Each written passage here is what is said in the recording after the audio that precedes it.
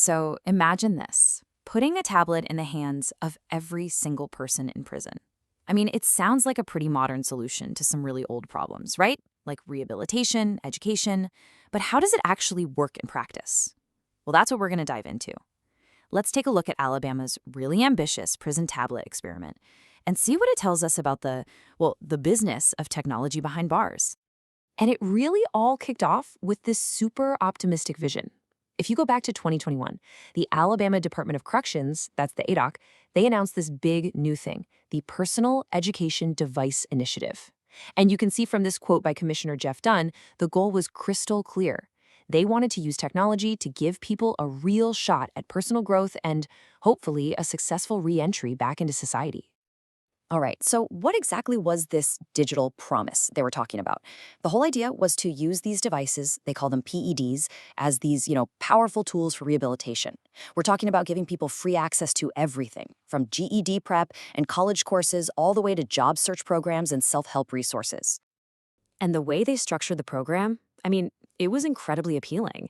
Think about it. Every single inmate gets a device, completely free.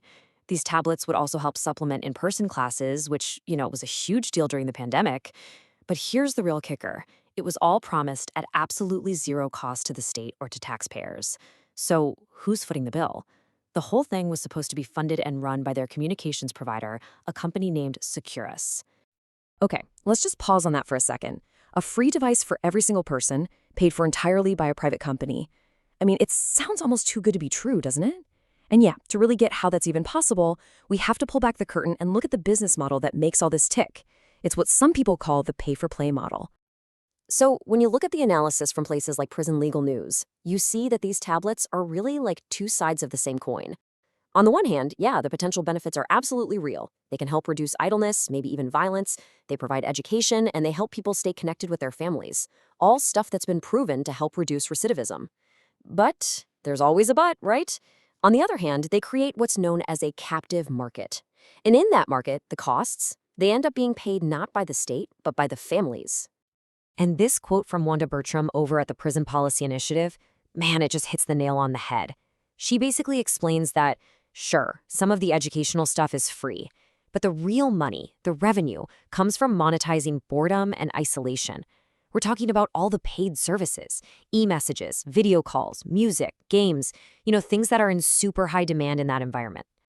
So, here's the crucial part of that model. The whole system is often built on commissions. It works like this. The private companies rake in revenue from families for all those paid services we just talked about, and then they pay a percentage of that money back to the corrections department. It's essentially a kickback.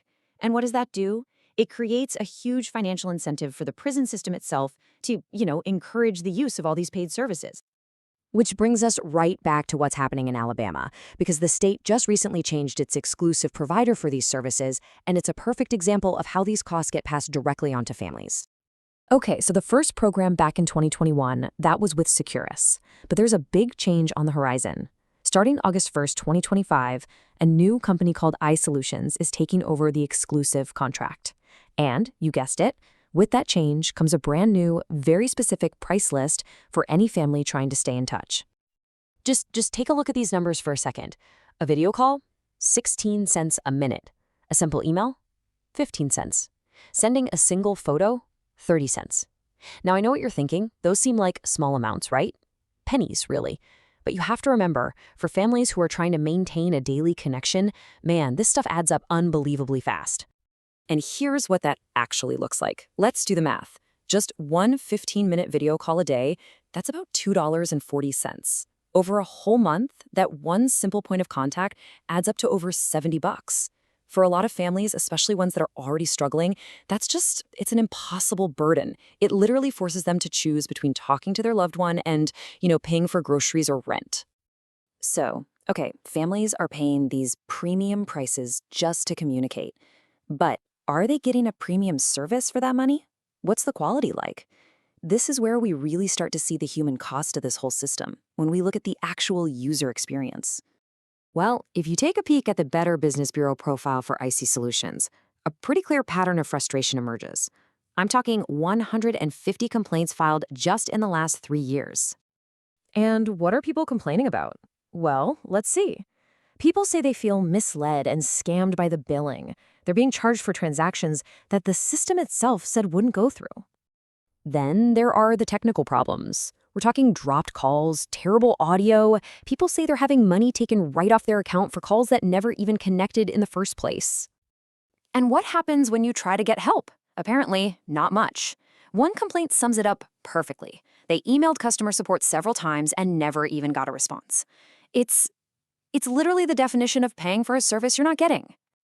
Okay, so when you see this whole breakdown of the current system, you've got high costs for families, really poor service quality, and this whole profit-driven model, it naturally makes you ask a pretty simple question.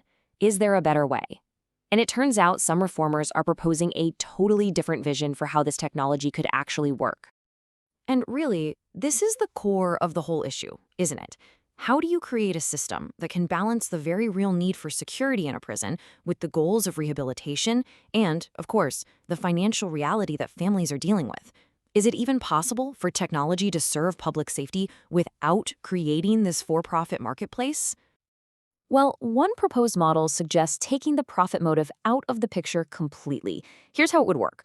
First, the state would run its own secure digital network. That gets rid of the private middleman and all their markups right away. Step 2, you'd use AI to monitor communications for security threats in real time. It could automatically flag keywords or suspicious patterns for staff to review, which could actually be even more secure. Step 3, make the whole system transparent.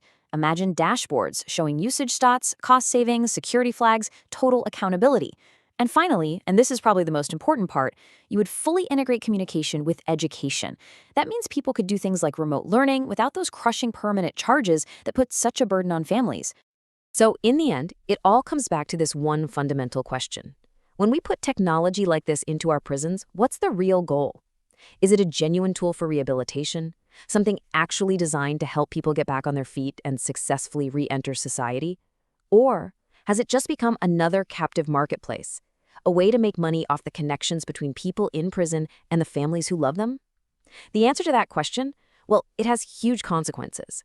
And not just for those behind bars, but for all of us.